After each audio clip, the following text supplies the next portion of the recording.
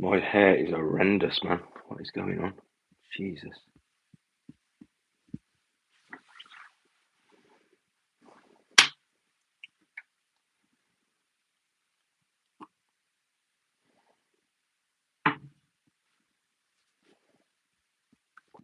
There we go.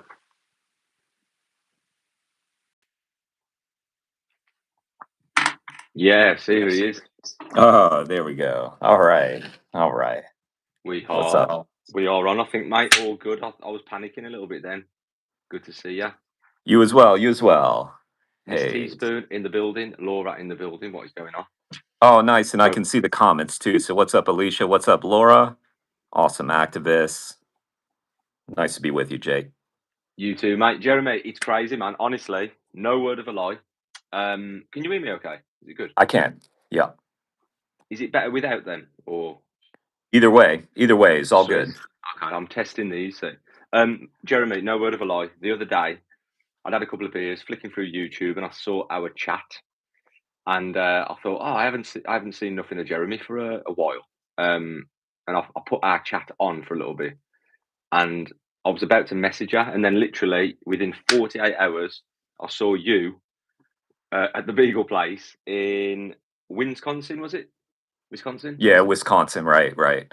And I was like, what a opportunity to talk, man, and see what you've been up to, and also get your story as well.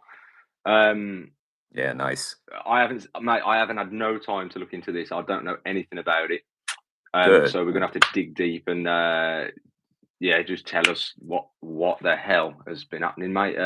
But Yeah. I think before that, Jeremy, I mean, just tell us your story, man, because obviously we had a chat and stuff, and you asked about me, and and it was a great chat, by the way. Thank you, and it'd be nice to hear your story, mate. So yeah, man. So tell us about yourself, Jez, and where you came to get into this. I know Mhm. you mentioned an activist before, didn't you?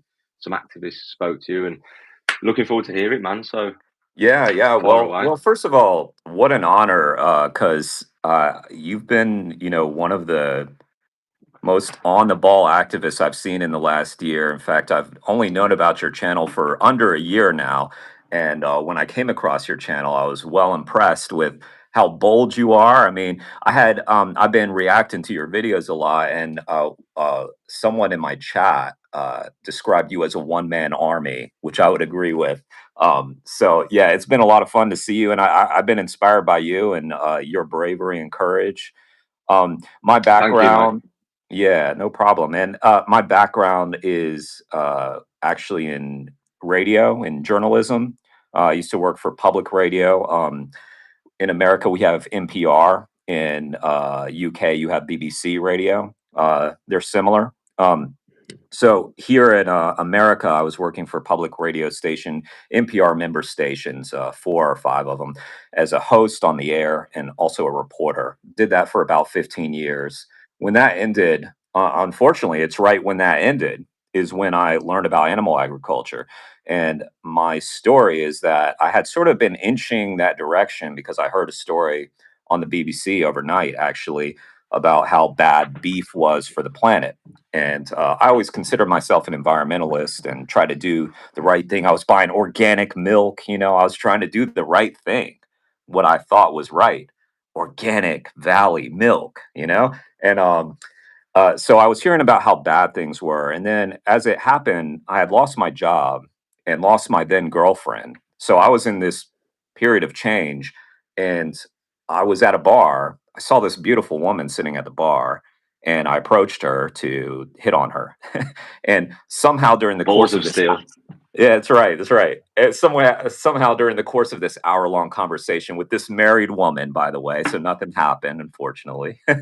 and no, I mean, I don't mean to be weird, but so um, somehow diet came up during the course of this conversation. I really don't know how, but she was a vegan, and she said something to me that was along the lines of, Jeremy, those animals you eat, they suffer, they were in pain, they were stressed. And when you eat those animals, you take that inside you. And it was honestly probably the first time I even like considered animals. Um, I was thinking about the environment. I was thinking about other things. That was kind of inching me in the vegetarian direction. But I mean, I was eating steaks right up to that day. Um, so she encouraged me to watch Earthlings that night. Um, and I sort of made her a promise that I would do that. I did go home and watch Earthlings, and that was it. I was done. Basically, from the moment of watching Earthlings, I went, basically from eating steaks to vegan to very quickly becoming an activist. Because once I watched Earthlings, I just knew like I'm gonna have to fight this. I'm gonna have it. First of all, I was a sponge. I wanted to learn more and more about it. So I watched Dominion. I read Animal Liberation by Peter Singer. I read all this stuff. I just tried to absorb information. And I came across Earthling Ed and Joey Carbstrong on YouTube and sort of started to understand how I could get, started doing activism. And I remember even telling my dad at the start, I was like, Dad, yeah, I'm going vegan, but I'm not going to be one of those vegans. Like that was like one of the first things I told my dad. And then now here we are.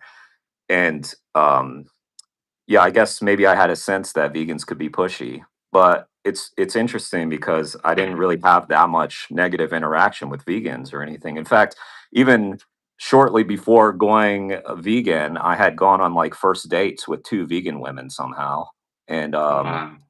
and they were just so chill about it. Like they didn't push or anything. Um and by the way, you should push. They should have pushed me, but Mm, I still remember thinking when I went on a date with someone else and learning she wasn't vegan, I was like, oh, thank God. I just had this like weird thing of like, oh, we won't have to think about where we're going, that sort of thing. So mm, anyway, just to tighten this up a little bit, yeah, I got involved in my first ever activism was a vigil with the local animal save movement. Made friends for life during that event.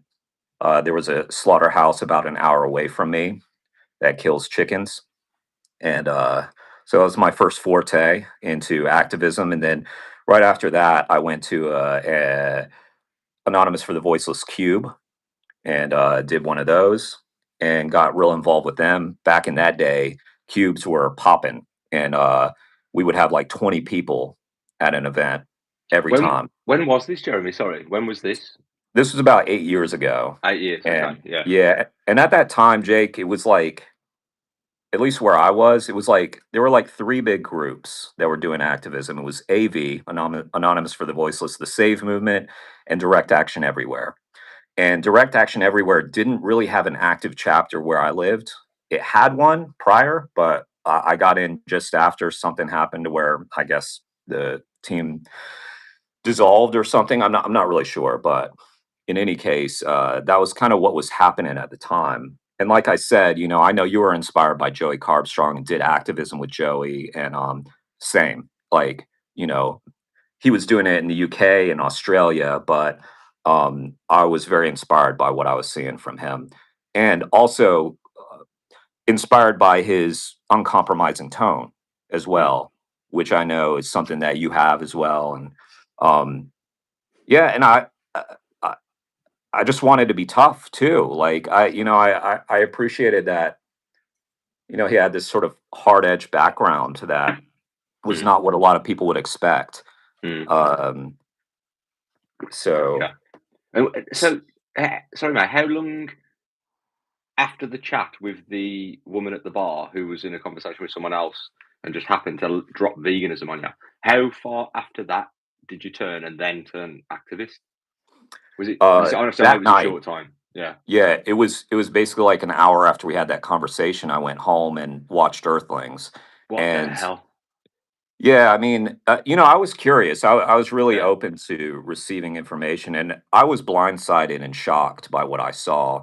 By the way, I've told this story a thousand times, and I think there's something really beautiful about the fact that I didn't know this woman and probably will never see this woman again, and the fact that she had this impact on me just goes to show that you can have this massive impact on people and never learn about it. and I think it's important for activists to realize that, because Mm, we're so primed to want to see the results of our work, mhm, uh, and often we won't and don't. mm, Um, but yeah, this was just a wonderful conversation that I had with this person, and I'm sort of glossing over it a little bit, just for time's sake. But she just had this real air of calm and wisdom about her that was very awe-inspiring. And mm, so, I mean, yeah, I don't know her story actually. I mean, I don't know anything about her really, and but she had the confidence to speak in ways that made her very effective in that conversation. So I don't know. But Earthlings was just such a shocker for me. And I spent 34, it was 34 when this happened. I was age 34, so I was a little late, I would say. And it- I was shocked that I didn't know. And being mm, a reporter for 15 years, I was angry. I was angry with NPR, with public radio, with my colleagues. I was angry at myself. I was angry with everybody for hiding this from us, and for being ignorant of it, and angry that I didn't know.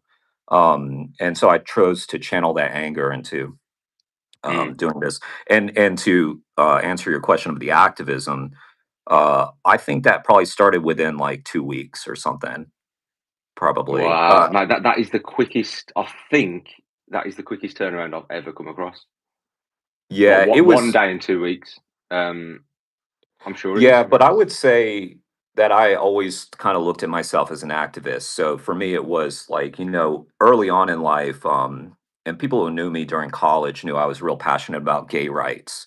Um, and it was like something I wore on my sleeve because I just had friends that I'm like you, Jake. I love that you call out the bullies.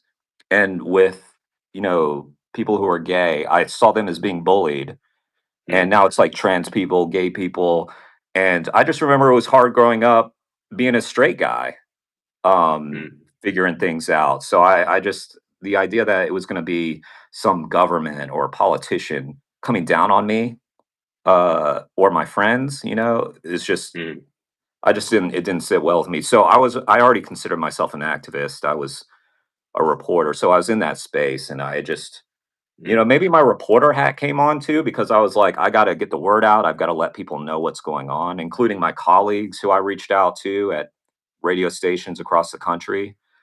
And unfortunately, and really disappointingly, found deaf ears from most of them. Um, mm. Yeah, because they eat as it does. animals. Yeah, they eat animals, and they don't want to know about it.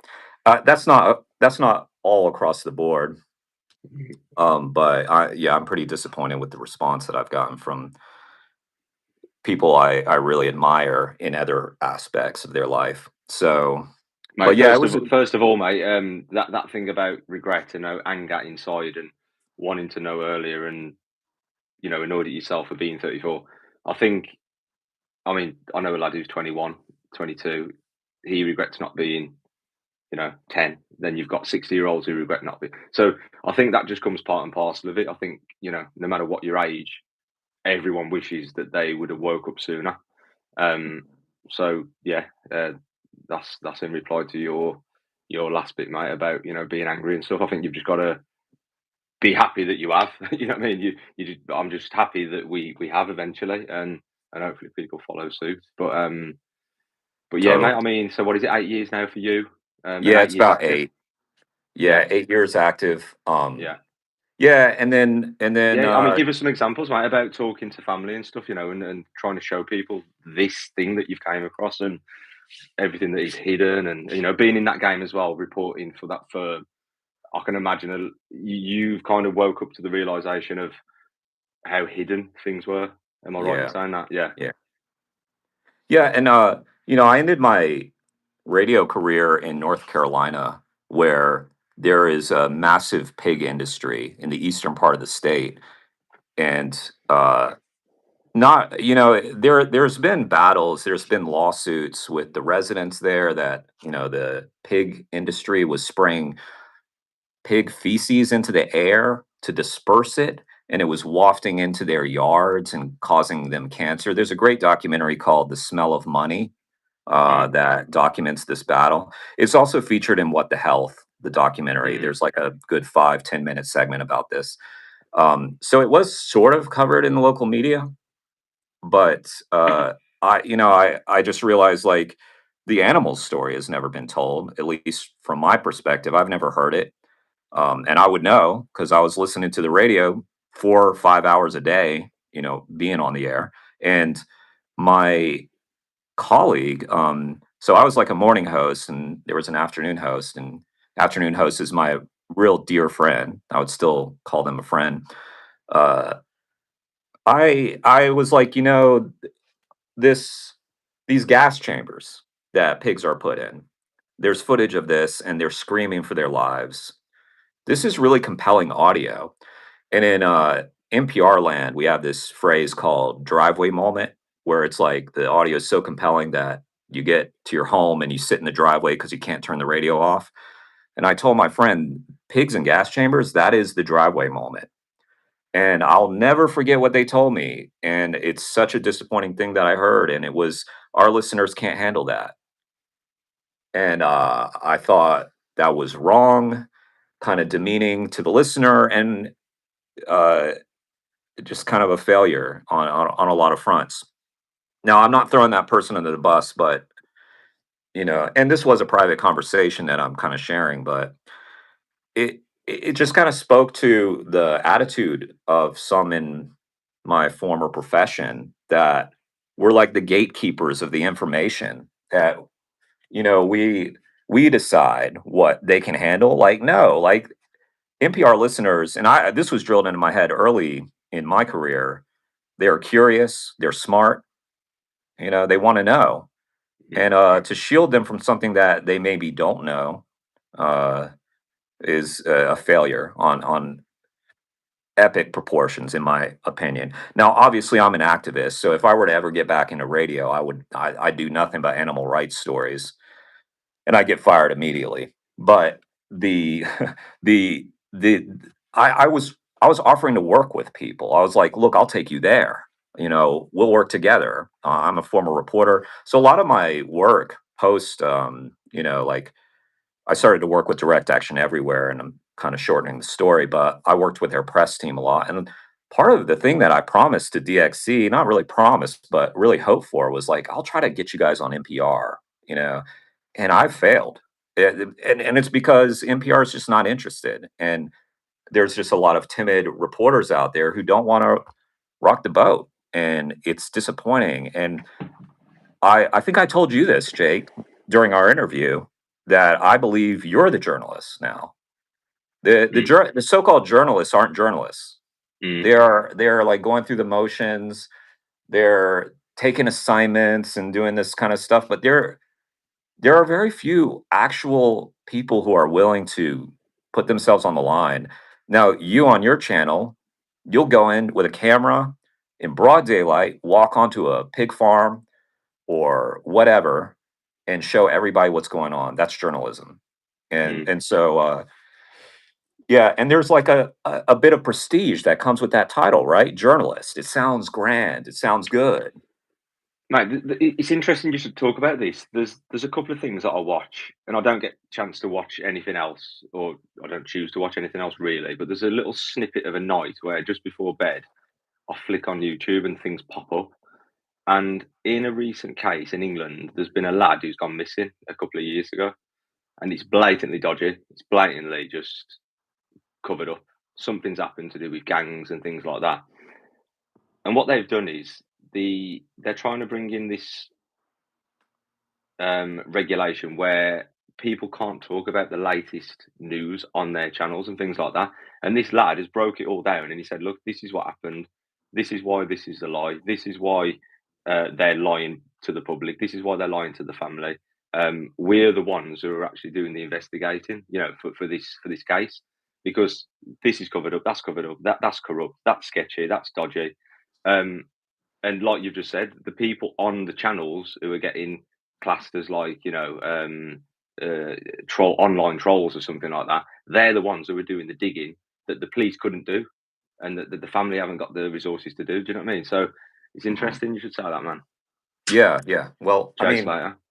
yeah, it's uh, yeah. When it comes to the journalism world, I think someone said it in the chat here. They play it safe, and that's just it's a career for them. They're just thinking about a paycheck and getting home. And while I understand that, and everybody has to do that, I grew up reading Hunter Thompson, who put himself on the line and made himself part of the story. Um, and that's who I celebrated as a journalist. And what's interesting about NPR, and not to make this all about them, but the journalists that NPR really celebrates, their own, are those types of reporters who are bold and adventurous, and will put themselves at risk, and they'll celebrate those people, but they'll dissuade the other reporters from doing the exact same thing and following in their footsteps. And I can only speak from my experience, but anytime I was putting myself out there, the stations would be proud to celebrate the work that I did, even the work that they try to stop me from doing. And so, I'm really glad for that experience, because I had a lot of experience battling with authority at my radio stations and standing up for myself. And I see a lot of people get walked all over, um, whether it's by police and all that. Nobody's walking over me. I know nobody's walking over you, Jake. And I think it toughened me up a little bit in a way that was good for activism. Mm. Yeah, and I can do that, while still respecting some of the people who were in the wrong, in my opinion, because I don't hold any like major grudges over the people who I clashed with over the years. I know that they were trying their best, but I think they missed the mark a little bit. Mm. So yeah, Yeah. but Yeah. It's you see it all the time, don't you? You've only got to look at you've only got to look at articles from big activist campaigns, haven't you, and to see how they word stuff and how they, and how they just pass things off, and it's just nuts in it. Jeremy, yeah, tell us about the big one, mate. I mean, I haven't had a chance to look into this at all. hmm Um, I think I tried to put your live on the other day when you were chatting with two lads, and I fell asleep. Not because it was boring, because I was absolutely shattered. Uh, yeah. and that's all I've heard of it, mate. And I've listened to Cliff and I've listened to Wayne. hmm So yeah, talk us through this, mate. When did this start, and how did you get into this, and what happened, man? Well, let me just And let you and know also, that. mate, big congratulations to you all. Big thanks to you all. I mean, that is the 0.1% of the 0.1%. Do you know what I mean? So yeah, big respect to all of you, man. Well, you do it too, and so big respect to you. And it's really nice to hear the compliments. But it's like, the friends of mine, it's like another day for them. Like a lot of my friends just do this like all the time. So this was my first open rescue, but it was it didn't feel new to me, because I feel like I've done a lot of work leading up to this that has prepared me for stuff like this. Um, and let me also say, you're pretty far along probably on this story, because you're somebody who's visited Camp Beagle, for instance. And I know you did an interview with John Curtin over at Camp Beagle. This is not dissimilar from that. This facility is about the same size as MBR Acres there in the UK, about 2,000 dogs, I would say. Um, and so it's the second largest breeder of beagles for biomedical research in America. Now, I came to this kind of late. I had this really cool story of how I came to be Wayne Shung, my good friend who led this rescue. Um, I became good friends with Wayne Shung, and that started during a trial that he had in North Carolina. Very shortly after I went vegan, became an activist, where he had rescued a goat, and so I was there during the trial, got to know him. Eventually, long story short, he made me his paralegal during his Sonoma trial in California, where he went to prison for 38 days, I want to say, for Mm. rescuing chickens. So the plan was for me to be his paralegal during the Ridgeland trial. So the story is that three activists were on trial at that time. It was Wayne Shung, Paul Darwin Picklesheimer, and Eva Hamer. who in 2017 had investigated this place, Ridgeland Farms, um, and done an open rescue. And they had rescued 3 beagles. Now, I do want to point out that Eva Hammer was wrongfully charged. She was actually not on the facility. Uh, they just misidentified her, which is crazy. Now, but she was a defendant. Now, 10 days before the trial, and when we were reaching out to all kinds of animal rights activists, and a lot of people, probably even people watching right now, were very loudly making their voices heard about this place. Sorry, what was I saying? Sorry, it's been a long day, a couple of days. I can The imagine. Take your um, time. oh yeah, they dropped charges 10 days before, alleging that they were receiving death threats from activists. Now, I believe I believe they provided like one voicemail call where somebody was, said something sort of inappropriate. But if anybody's been on social media, you know, you hear this kind of shit all the time. So anyway, the real reason that they dropped charges is they were getting a lot of heat from the public, and Mm, that was the morning that we were going to argue personhood for animals, which would have been massive to get that mhm, into U.S. law. So, I'm not a lawyer. I was going to be basically Wayne's legal assistant. I probably would have handled evidence, that sort of thing, but those mm, charges were dropped. Now, to sort of back up, my understanding is that the reason why Ridgeland Farms was being investigated in the first place is they had a long record of violations. So you and I know, and everybody here knows that using animals is wrong. Period. So let's not get that um, wrong here. However, in addition to what they do to animals legally, they were getting cited for these violations, and now, I'm not an expert on this, but back in 2022, and this is after the open rescue, they were cited 311 times by DATCAP, which is the local regulatory body in Wisconsin. mhm, 311 times um, for violations. So that's why they were investigating the place, and why they decided to take 3 beagles out of there, including a beagle who was made fairly famous on social media because they posted video of her. Her name is Julie.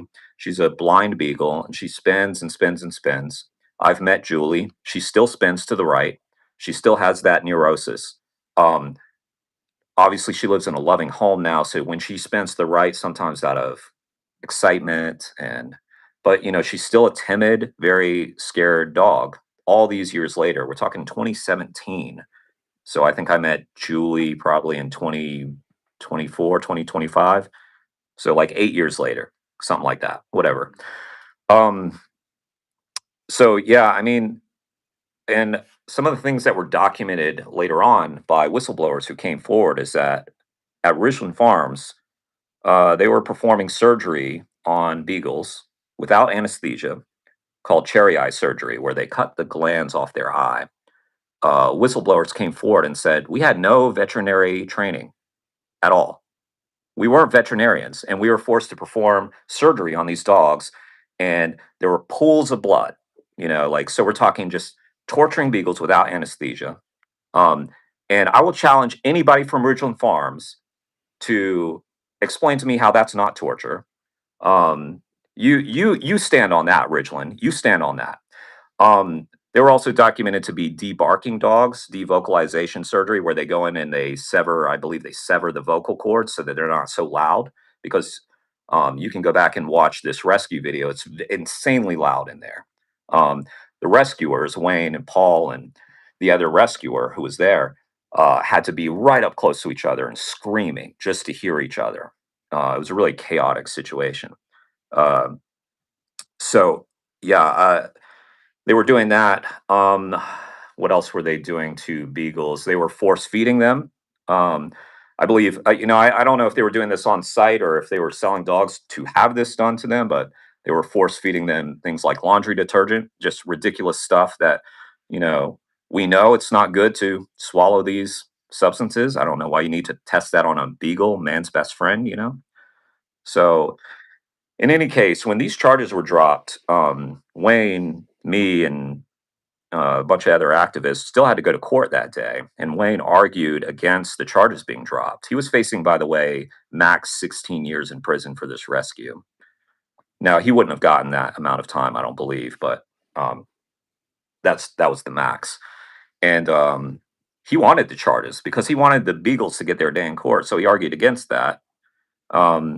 When that failed, the charges had to be dropped. I think the judge's hands were tied. He and a group called Dame for Dogs, which was on the ground there. I think Alliance for Animals, Animal Activists Legal Defense Fund, which is a group of incredible lawyers in Denver, Colorado, who represent animal activists. A brilliant lawyer named Stephen Seitz drafted up a petition to call for a special prosecutor to look into Ridgeland Farms. I consider this a Hail Mary pass, and it worked. Stephen is brilliant, and he got it done.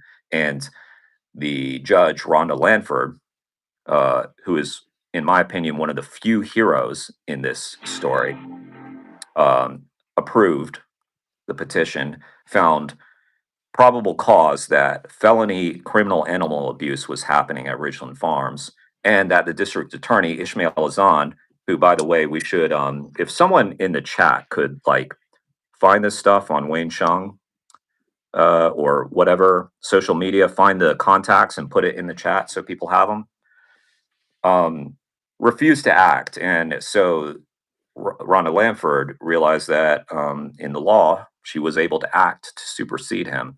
She appointed a guy named Tim Greenkey, who was based in La Crosse County, another county, to look into this. And Tim Greenkey spent 8 months looking into this. At that point, I was sort of out of the loop. But from what I heard from Wayne, he stopped responding to his emails and spoke mainly to the farming interests and struck a deal with Ridgeland Farms, ultimately finding that, yes, I could charge them with criminal felony animal abuse, but they can avoid charges if they give up their breeding license.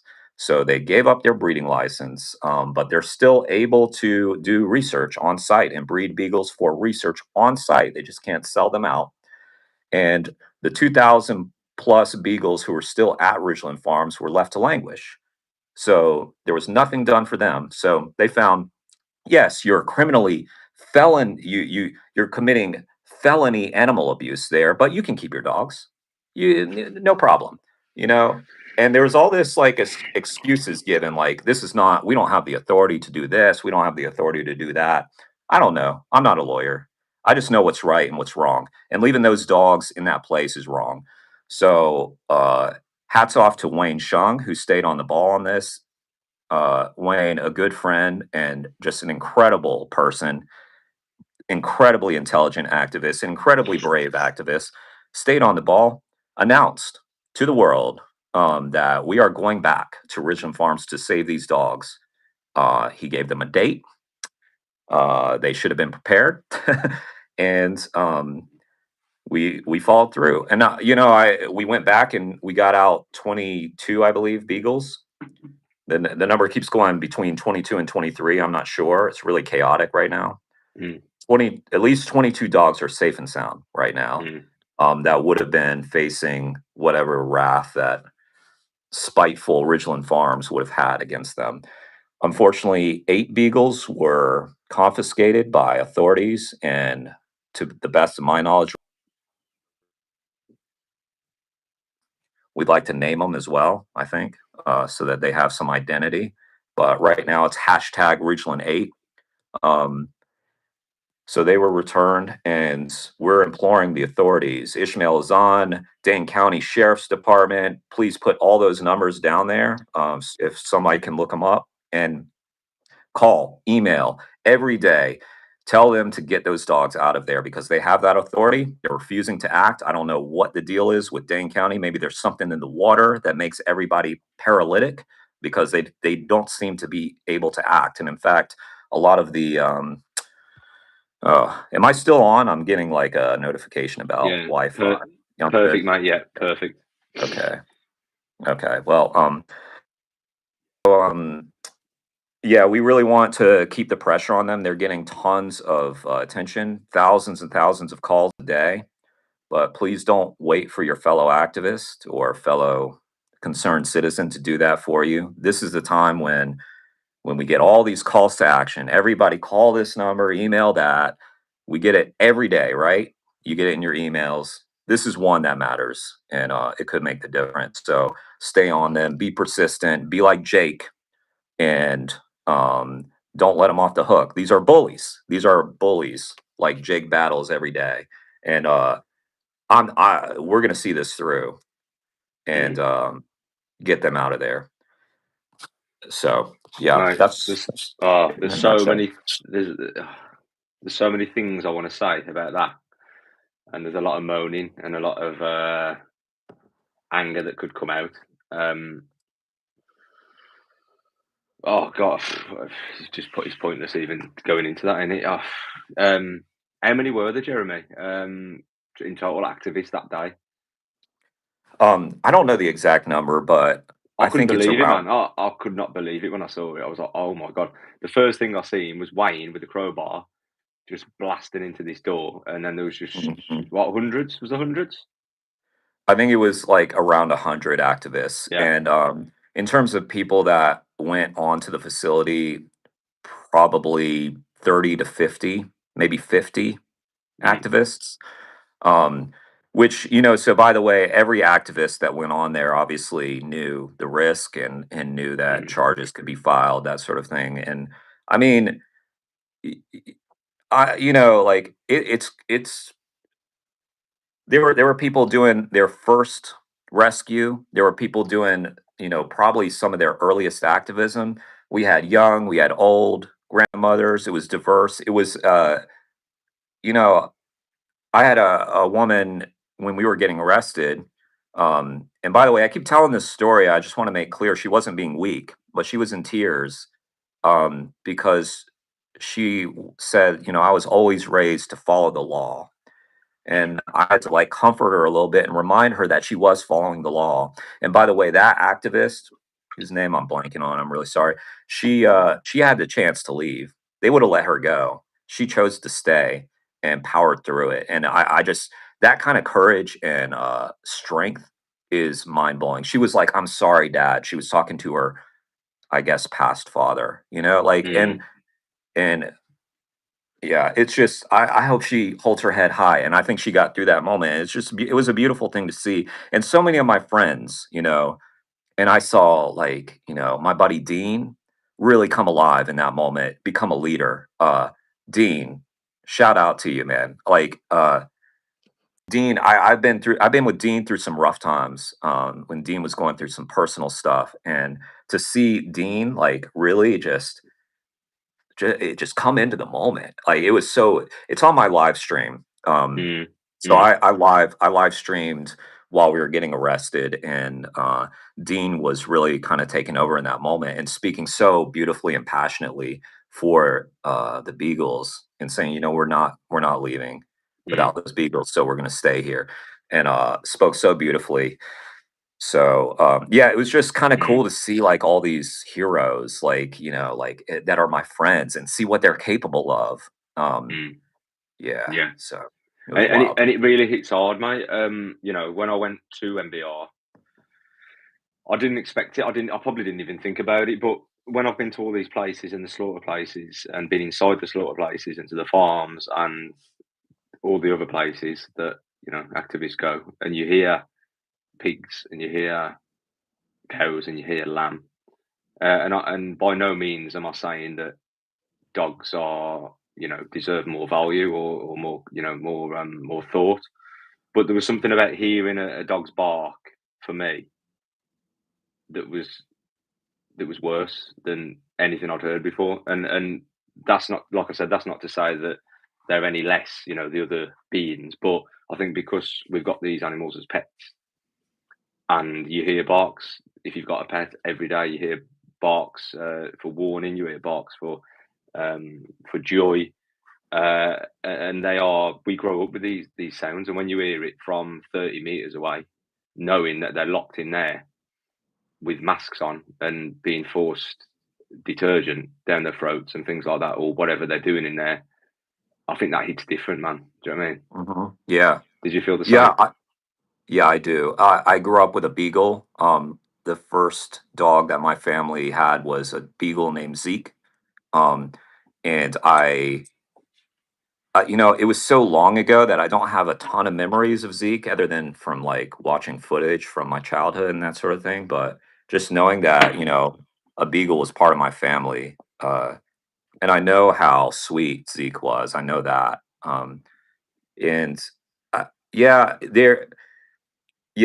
and I just want to be clear if anybody's, and feel free to critique, it's okay to critique this. But if anybody's saying like this is just, single issue, this is speciesist, like we know we're trying to get all the animals out, but beagles are really in the public, sphere as like I'll just put it this way. I was really inspired by Zoe. Zoe was just on trial for rescuing chickens. God, was she up against it, to try to get a jury to see chickens as beings, that have value, which of course they do. I just feel like beagles and dogs, like you mentioned, we grow up with them. We see them, they're a part of our family. It's very easy to empathize. And so we're hoping that this will bring the issue to the forefront in a way. And we think with dogs, it could be. So yeah, I just really do hope that this is one of those watershed moments, and who knows, maybe it will be. The mainstream media has been slow to pick up on it, but it has started to. I'm just speaking about social media, but I've seen USA Today posted. I saw Washington Post today posted long after the fact, which means that the word is spreading and it's slowly trickling into this mainstream media. Now, even Fox News did a story about Alexandra Paul, the former Baywatch actress, because she's a celebrity who bravely went in there. Mm. Um, and yeah, so a lot of attention's being put on Alexandra, which is great. And yeah, I mean, it's really spreading. And again, I can't say enough kind things about Wayne, and I don't want to make this about like we try to caution about hero worship, that kind of stuff. But look, that's my brother. Like Wayne. I, I just there are very few people. There are people like you, Jake. There are people like Mel and Steve who follow through. A lot of people get an idea, and the idea kind of floats away when it becomes hard. And Wayne is just one of those people that no matter how hard it is, he's going to do it and carry it out. And I even had a conversation with Wayne a couple weeks before this, and I was like, Wayne, I was like, you really think we're getting these dogs out? Because I had doubts in my mind. I was like, we've announced we're coming. Like, and he was like, yeah, 90%. We're getting those dogs out. And we did. Like What? he pulled it off. So they told the bullies that they were coming. It wasn't just like undercover spur of the. Really? Right, right. He Wow. announced the date and everything. Now, Oh bloody hell. we went in there one day earlier. There was a big snowstorm and we caught him off guard. But it's just kind of, it's kind of amazing to me that there were even police officers on site from Dane County who did not know what Ridgeland Farms was. And you would Mm, think this thing was announced months prior. Local media was covering it, and they weren't prepared. I'm just baffled. I'm really baffled. Now, I do think Ridgeland Farms was preparing. They were trying to get the FBI involved. They called the FBI and tried to get them to stop it. Obviously, you can see how that went. And I mean, they fortified their doors and things like that. That's why you see Wayne with the crowbar and all that. Um, and I should point out that nobody there. We're a bunch of animal activists, and a lot of first time rescue activists. We're not like professionals at breaking into places. So there's they went in a way it was looking grim for a minute until Wayne got in that window mm, because it was hard to get in those places. But mhm. yeah, So so so yeah. So go ahead. so when he crowbarred the door, it was looking bleak up until then, and then everyone just went through the same door, was it? Well, he wasn't able to get in with the crowbar. There's footage of him taking a hammer, Ah. and it's kind of badass. He looks like an action figure. He's just, give me the hammer, and then whacks out this fan out of this window, and then he helps some activists through, who then go and open the door, I believe. Mm, Now, I wasn't at that facility, so that was a different facility. We were over somewhere else where I was. So when it was radioed in to our group that there was entry, uh, we went over there, got in. So by the time I got to the open facility, some activists were already getting beagles out. mm. Yeah, Did you go in yourself, Jeremy? I did. I was with Mm, Alexandra. I was with Cameron Waters of Christspiracy. And so Cam, by the way, and everybody should follow Christspiracy, watch Christspiracy, especially if you're Christian. Cameron was there to document as a journalist. So he had his camera set up and he was in the facility. I was right behind him. He was filming. And at the last minute, he said, Jeremy, take my camera, film this. So I filmed him getting a beagle out. So what happened is Cam being there to film got inspired and I mean and saw that there were so many beagles that were needed that his hands were going to be able to carry a beagle out. mm, I think my respect for Cam was already high. It shot up in that moment because he realized the most important thing was to get the beagles out. mm, Grabbed a beagle and got out there. I filmed him, gave him back his camera. Right after that, I think the cage that I went for, there were two beagles in there. Reached my hands in. Beagle was kind of scared, pulling back, but did kind of get curious. Went up to my hands, and that's when I took the Beagle out, put a towel over them because it was raining. At that point, it was storming and raining, and it was like you could hear thunder crashing. It was kind of wild. And mm, so I tried to cover the Beagle. The Beagle was actually, some people have had, in the same rescue, Beagle's, really trying to get away. My Beagle was kind of chill and just relaxed. And I kind of like, I was saying, you're okay, you're okay. I was trying to comfort them. And I even like kind of like, nuzzled them a little bit, which I think, in retrospect, for, it's probably unclean, to do that mm, because of the cleanliness of these places. But, at that point, obviously I don't care. Um, and I was able to walk out.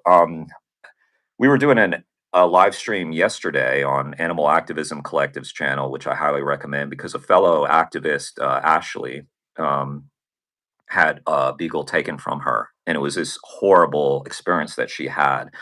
But as I mentioned to her, I think it's very likely that the chaos that was happening around those beagles allowed Alexandra and me and others to get out because Alexandra, being very calm and poised, led us in a detour on a detour. So we got out unscathed, put the beagles in the van, and from there it was sort of like a civil disobedience sort of action at that point mm, because we weren't able to get any more beagles out. Also, I'm not sure whether my beagle made it or not. um, I know they made it to the van because I put them in the van, but I'm not sure which beagles were confiscated by police, and it would break my heart if my beagle was confiscated, although it obviously in the grand scheme doesn't matter which ones. mm. But with that little Yeah. bond that I had with that beagle, and I haven't even seen much footage of myself or photos to really even identify that beagle and pair them up with the beautiful footage of the dogs playing in the safe Mm, house. I mean, they're safe. They got mm. away. It's amazing. Yeah, so I Bless you, mean, man. regardless of what happens, I don't care. If they bring serious charges, try to fuck my life up, I don't care. 22 beagles have a good life now. Mm, That's worth it. So we'll see. Sorry, mm, Kurt. I don't know. It's okay to curse, I guess. mm. Yeah. Incredible work, mate, by everyone. Yeah, I mean, how long did it take, mate? How long were you there for? Was it in and out? Did it happen fast Yeah. I would or say yeah. it was fast. I would say by the time from the time we went into the facility. So first of all, when we pulled up, it was like go time. So we walked Mm, in. Probably took like 2 minutes to get to the fence. Once we were in there, um, there was struggle to get into the facilities, and that probably took 10 minutes before someone in Wayne, mm, got entry, and uh, and then we went in there. I think we were in the facility for at most 2 minutes. The walk back probably took 5 or 10, mm. and yeah, and it was that fast. What And, what sorry, go ahead. go on, mate, carry on, carry on. And then I was just going to say the entire ordeal probably was 5 6 hours because of we Oh, then went Jesus. back. I mean, we then went back to try to rescue more beagles, but at that point, police were everywhere and were detaining us, and um, we decided to stay and take the arrests, even though they were begging us to leave. By the way, I mean, and I don't even think we would have been cited, to be honest. Like Mm.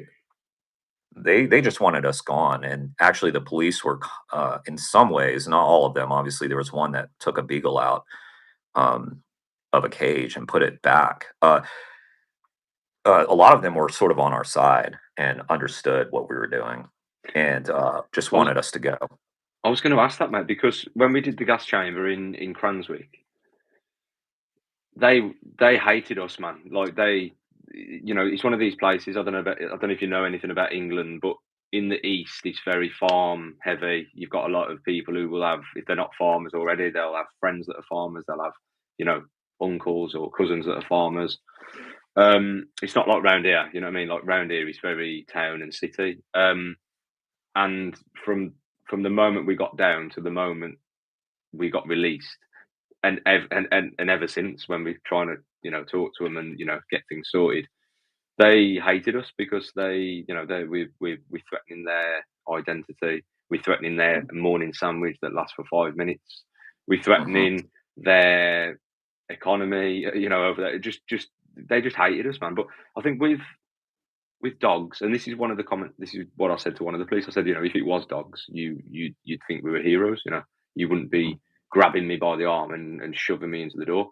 Um, and with dogs, I think surely to God they reacted differently, and you've just kind of answered that. But what was some of the reactions from the police, Um, being yeah, as and you just by the wasn't way, threatening their their breakfast or their lunch or their identities?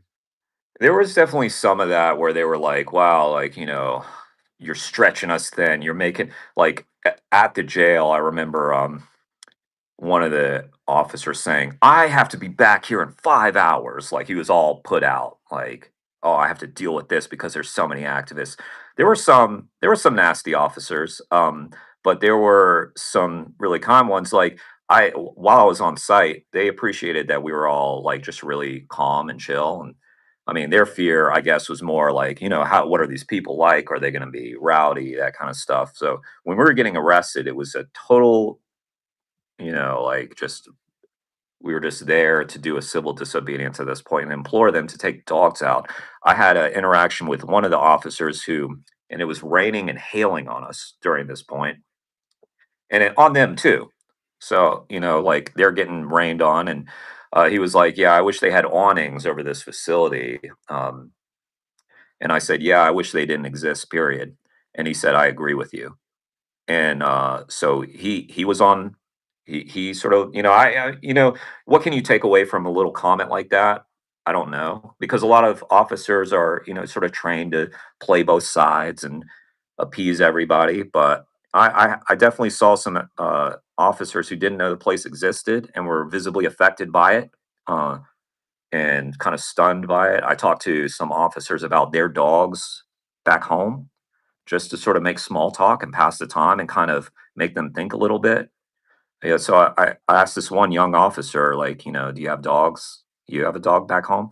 And he was talking about the dog and named the dog and everything, um and asked me if I kept a dog. I was like, no, I travel too much. And he was like, well, good on you for not for recognizing that. So we were talking about what was in dogs' best interest at that point, Mm, and I made sure to thank the officers who were cordial. I said it a lot.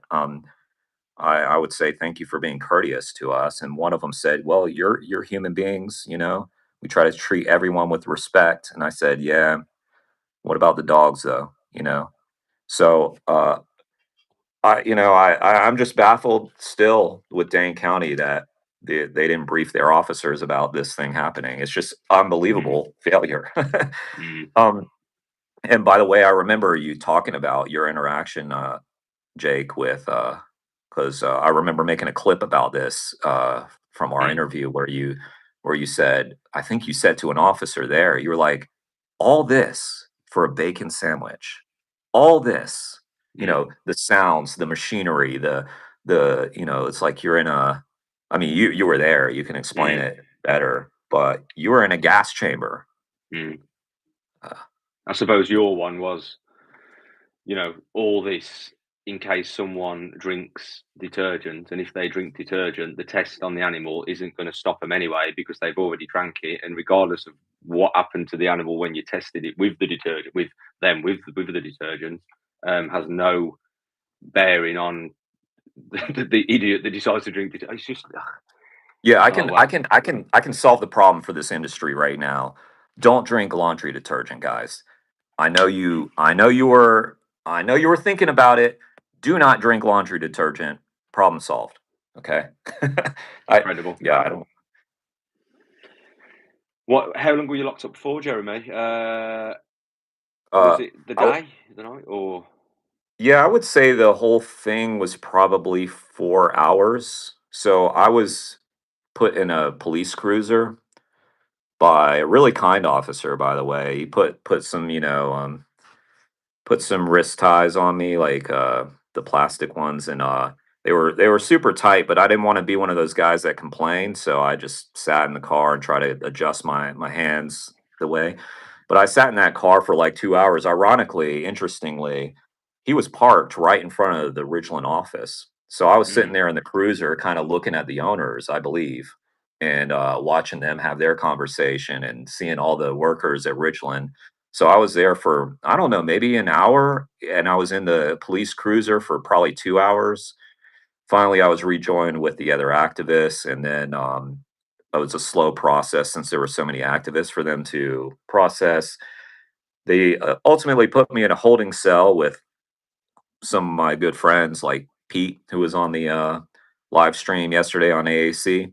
And I mean, I know this isn't everybody's experience, but mine wasn't that bad. They had a TV in that holding cell showing the NCAA tournament, which I mm, was interested in. So I was watching TV with my buddies, and meeting new activists. And the whole thing was about 4 hours, and I was ultimately let go after getting my mugshot and my fingerprints and told to return next month for a trespass charge, mhm, trespass citation. And yeah, that's where we're at. And I'll mm, discuss with the legal team as to how we proceed on that. But my guess is we'll probably fight everything, even a mhm. citation.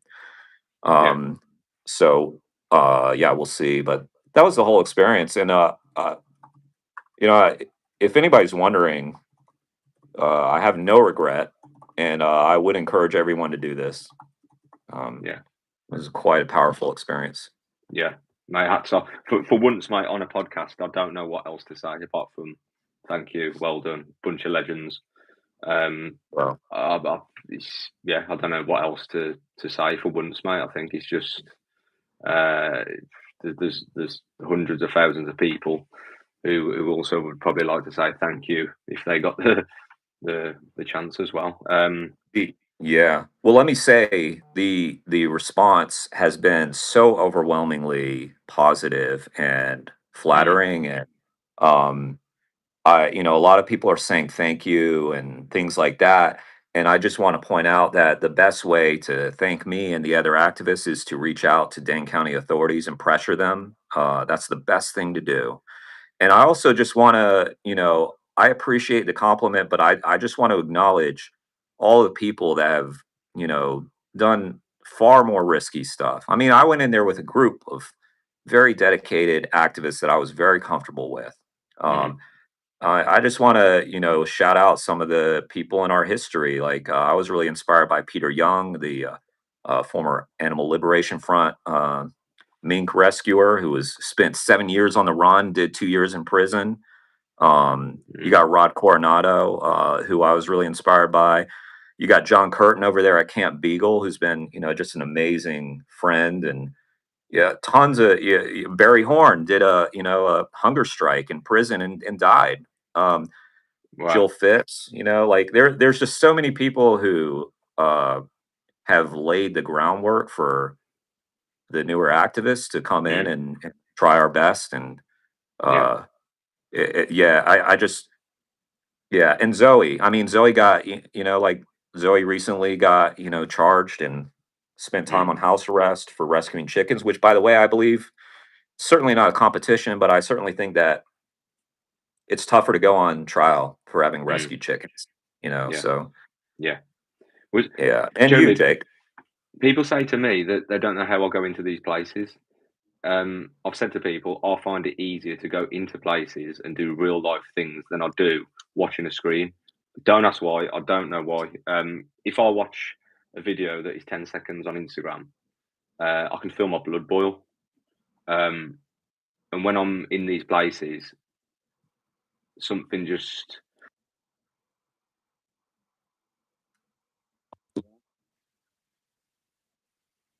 Someone called me. Am I still there? Yeah, you froze when Yeah. you were doing this. Yeah. Yeah. I suppose there's like a block, and it's like you're in this moment now. Nothing else matters around you.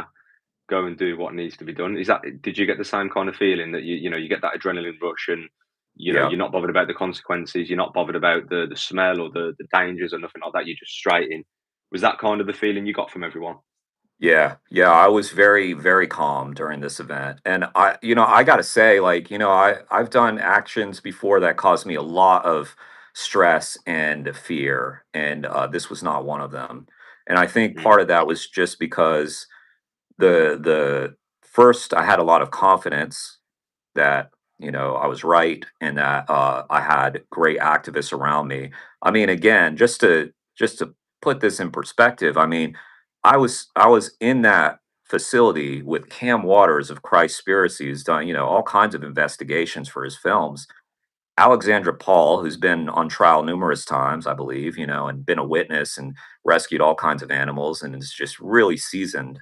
Um, I had Pete with me, who's like, I think it was his first open rescue, but he is one of those activists who has no fear and takes on anybody. And Mm. so I felt extremely calm. And also, yeah, like you said, in the moment, it's just go time. And yeah, that's always the case. Like, by the way, anytime I've felt fear too, it's been leading up to something prior to it. It's not during.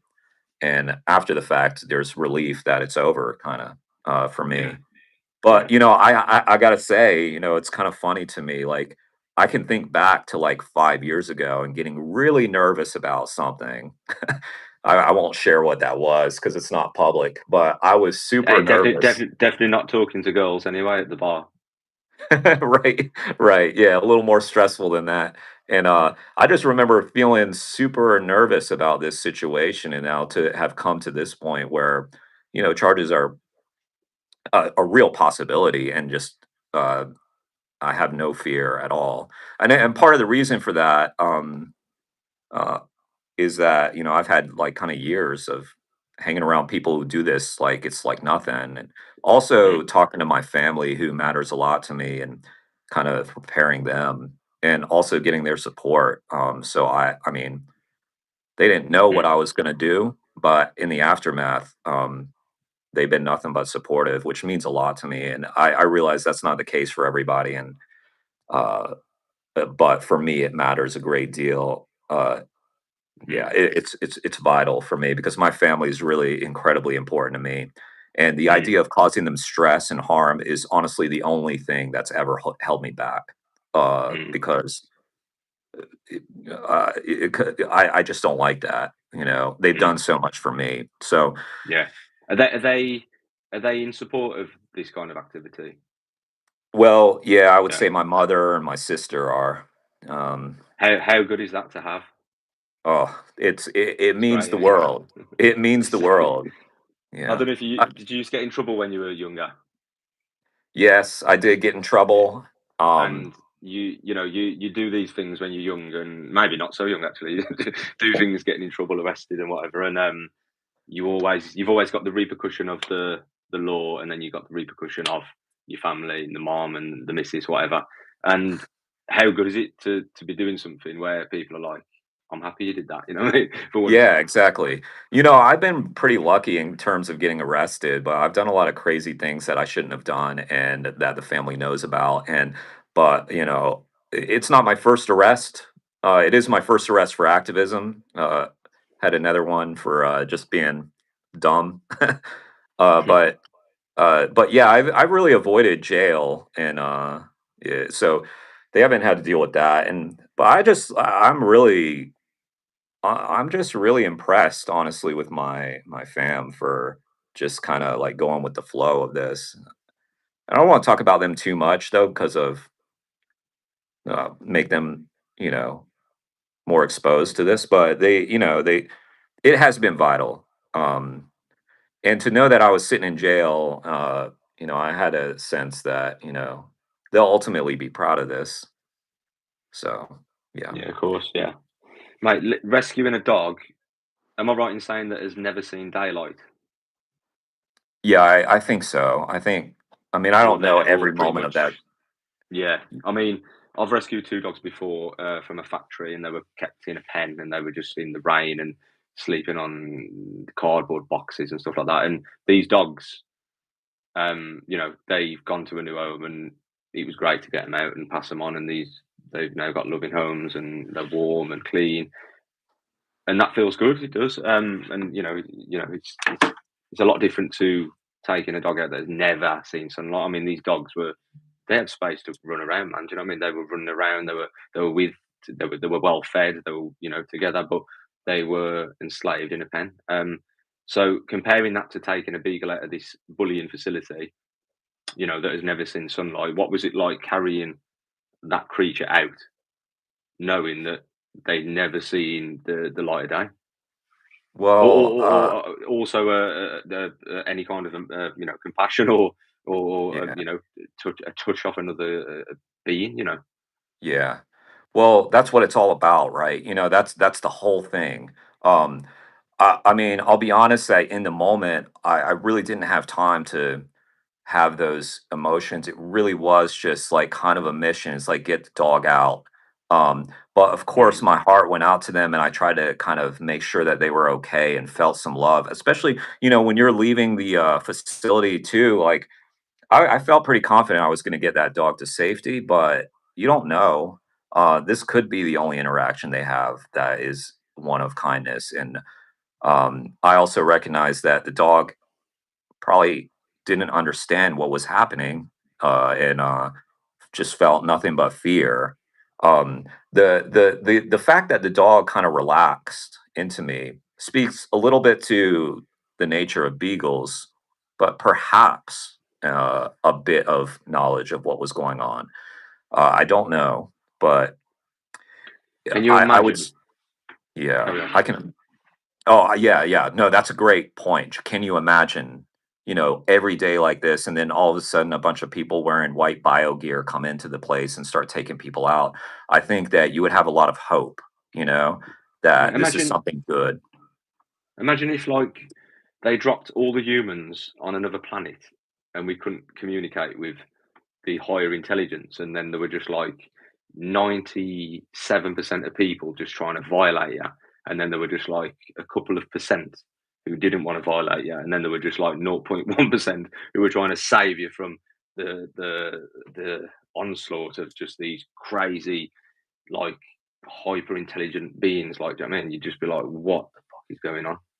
Right, Um, right. it's you can't even when you actually put yourself into the position of the victims, looking up, and you're just in a cage, and you know what I mean. And then you've got people trying to grab you, and then you got, like you said, the white coats coming in and doing this and that.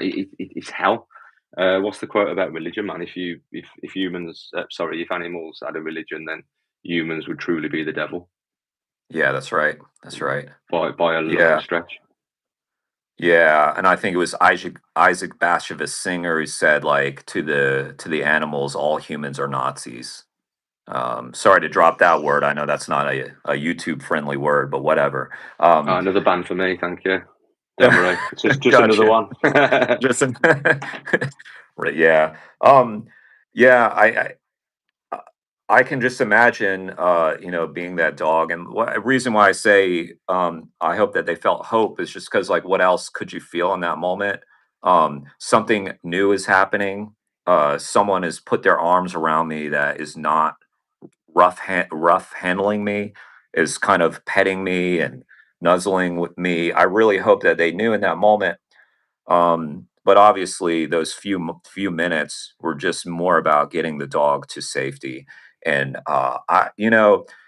and we didn't know when we were getting arrested. It was like I think word was trickling in about what had happened, but it was after the fact that I got to see video of the Beagles, playing.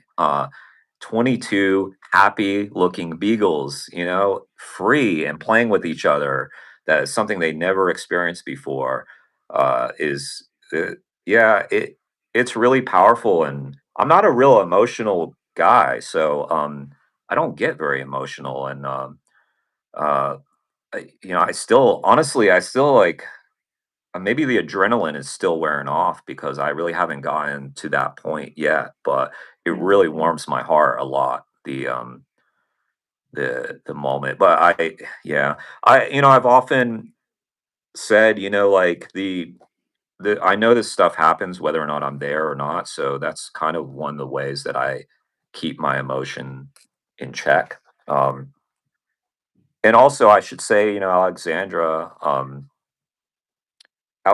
impressed upon me, like she said this to a lot of activists, but like that someone told her on an early rescue, like, your emotion has nothing to do with this, right? This is about getting them out, um, in terms of, like, stand on the ball, not, breaking down in the moment, that sort of thing. Um, yeah, so, I kind of followed her lead a little bit, I suppose, but the dogs that are left. And I think it's important to highlight that 2,000 dogs are likely still there. And while we were getting arrested, we could hear dogs barking inside. And I was live streaming. I was even trying to film through the window, and the dogs must have been way in the back because I could see no dogs. But sometimes I would ask the officer, "Can I film?" And I was being cooperative at this point. Can I film in there? They said, "Why don't you back up?" That kind of stuff. So they didn't want me to film in there, and Mm. you could hear them, like, and how sad. Like, some of their friends have gotten out to safety, and they're in there barking, and um, it's yeah, I hope Mm. that there's hope for them. And that's where Mm. all of you watching can help out and Mm. urge Dane It's County to do it's the hard same. it's hard to accept, mate, isn't it? That you can only do what you can do. It's kind of hard to accept that. You Yeah. can only do what you can do, and there's no point. Someone called me again. All good. Oh yeah, Yeah, when they call you for. no one ever calls me, man, and then I come on live, and everyone decides to call my phone.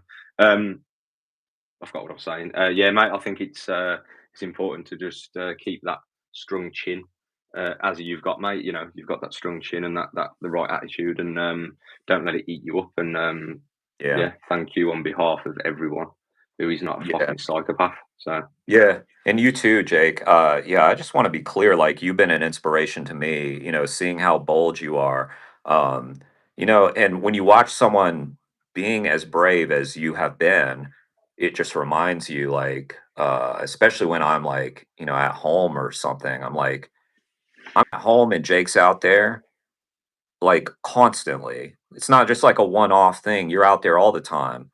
You did the hunt sabbing thing. You did all this stuff that I've seen you do. Or you're getting out there in the rain and the muck and the dealing with the bullies, and like you just shared, and I didn't know, you just shared saving a couple of dogs from this place. And Uh, Mm. yeah, Well, I mate, mean, yeah, go ahead. thank yeah, thank you, mate. But like you say, it's just what we do, and I'm sure that a lot of your operations are not recorded or posted on YouTube as well. So thank you for those ones as well. Um, Yeah. Yeah. so yeah, mate, it's great to see, and yeah, it's been great talking to you, mate. Thank you. I don't know if anyone's got any questions for Jeremy, and if you don't know Jeremy, there is his channel posted by Miss Teaspoon. Thank you, Miss Teaspoon. He was Thank one you. of the 100 or so activists who got into Ridgeland Ridgeland Farms. Yeah. Farms not long ago, last week, was it? So, yeah, go give him a follow. Go onto his Instagram. He does some great interviews as well. He targets activists as well, not just vegans, but activists who, have got a story to tell and have, been out there doing similar things. So thank you, Jeremy. And yeah, I don't know if Yeah. anyone's And got any comments. and I would encourage people to watch our interview too, you and me, Jake, because that was a real good one. And it was also kind of a spur of the moment thing because I had just learned about you, and I was like, well, I got to talk to this Jake guy because his channel is Mm. badass. I mean, I started watching your channel, and like, it was the best thing on YouTube, I think. Hey, So, that's a right compliment, isn't it, man? Thank you. yeah, yeah. Um, yeah, get ready for 2026 is all I'm going to say. Oh, yeah. Um, I hope so. Yeah. you got thank you, Jeremy. I always appreciate your compliments. Miss Teaspoon has said, Jeremy, what was it like for the crew to discover it wasn't a drill but real and live? Well, I'll just it's very funny because I knew I knew we were going in. Ah, Um yeah. I there was just too much prep for a drill. Like I think they didn't tell this to people, but the way that we were preparing, I knew we were going in. So when they did break the news to the team, I was like, "Yep," and I was like, "Well, you know." So Mm, like plans are always fluid, so I wasn't positive what was going to happen. Things can change in a moment. In fact, there were some curveballs thrown the way of the activists right then. In fact, I believe someone thought they were being tailed, and we had to wait. Yeah, I'll keep going. So I was ready, and I think that most of the people there were ready as well.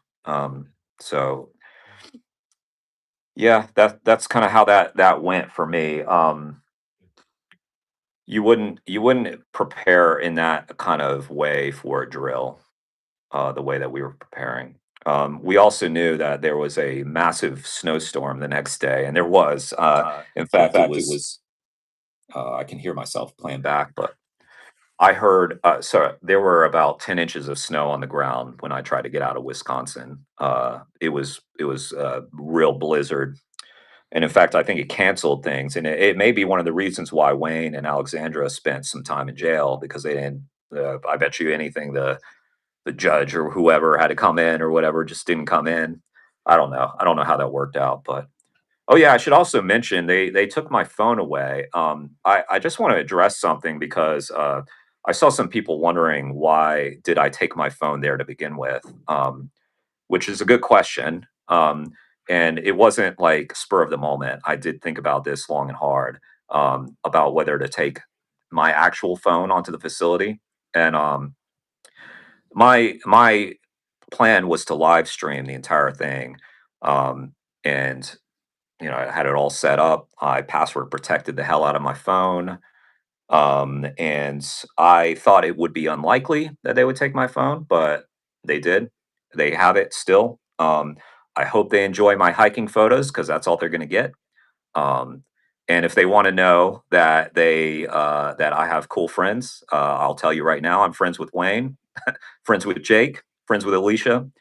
If you friends with Mel and Steve. If you need to learn my network, that's my network. It's a bunch of cool activists. So that's all you're going to learn. So maybe you should give me my phone back, authorities. But I think they just want to make things kind of annoying, and But yeah, they can And they enjoy do, my Utah and they trip. do. Yeah. So No, yeah. when they let us out the cell, sorry, when they checked us into the to the jail, they said, "Don't worry, we won't let you out at midnight. You know, we'll get it done as quick as we can." 11:59, they let us out, and obviously in the middle of nowhere. And ever since then, they've just been absolute ball aches. So hopefully they're not as you know as dickish to you as they were to us, mate. So yeah, Mm. it's been. I've literally just got mine back after 2 years. Um, I was trying to identify it, and I didn't even know what color it was. She said, "What color is it?" I said, "I don't know. I can't even remember what phone it was." But yeah, Mm. it's they do play games. Yeah. What can you do? Yeah. What can you And then, do? like it's just an object, so it was annoying though for a while because I was like logged out of everything. I couldn't see what was going on.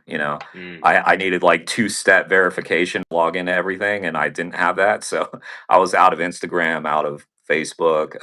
Ironically, the only thing I could use was YouTube, because was still logged into it. And but yeah, so I was really out of the loop. And by the way, I just want to mention that I missed a ton of messages of support that I haven't responded to, but I see them now and I appreciate it. mm. It's really nice. Jeremy, utmost respect to you and your friends, and the rest of your close crew who went in. And I'm sure I'll You speak too, on Jake. behalf of everyone else. Like I said, who is not a fucking psychopath. And thank you very Yeah, much. And I hope that you do get off the hook, which I'm pretty sure you will. So yeah, thanks, Jake. And you you're a got yours legend. dropped, right? What's that, mate?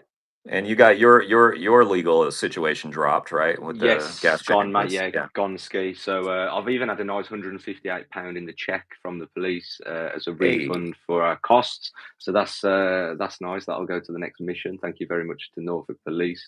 So yeah, mate, you're a legend. I know that you're going to say that it's just what you do, and I know it is. And if you said the same to me, I would say the same as that. But yeah, you're a legend, man. Thank you very much. And when you come into the UK, I suppose you better come soon before you're banned. Uh, Yeah, right, it- right. Well, I can shout this out actually. I won't be in London, but Animal Activism Collective will be in a few weeks. And just shout out to all the UK activists, you included, Jake, Mel, and Steve.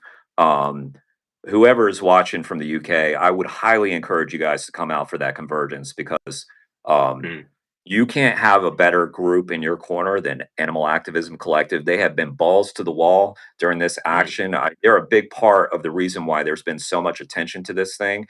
My buddy Trey, God, thank you, Trey. I mean, it's just been amazing. So follow Animal Activism Collective. And yeah, if you're in the UK, I think it's like 2 weeks or so, they're going to be there in mm. London doing some crazy amount of activism, I'm sure, and doing great networking and maybe some good talks. I'm not really sure the whole thing, but yeah, Jake, you should be there, and Mel and Steve, if you guys can make it, it'd be awesome. Yeah, I'll look It's, into that, mate. Thank you. I'll have a look at the. I'll get the details off you. Mel and Steve just said that we need you over here, and it would be an honour to do some activism with you. And I it agree would, entirely, mate. It'd be great to meet you. And thanks again, man. Thank you. And yeah, I look forward to thank you. more of your interviews on your channel, mate. And everyone Yeah, else, give him a follow and whatnot. And yeah, speak soon, mate. Thank you. yeah, thank you, Jake. Thank you, everybody, for supporting too. Mel and Steve, you're a big inspiration. Spooky, all the support. Thanks, guys. Thanks for the comments, and thank you for spreading, everyone. Lovely. Sweet. Have a good weekend, man, and goodbye to everyone. Take care. Cheers. Take it easy, mate.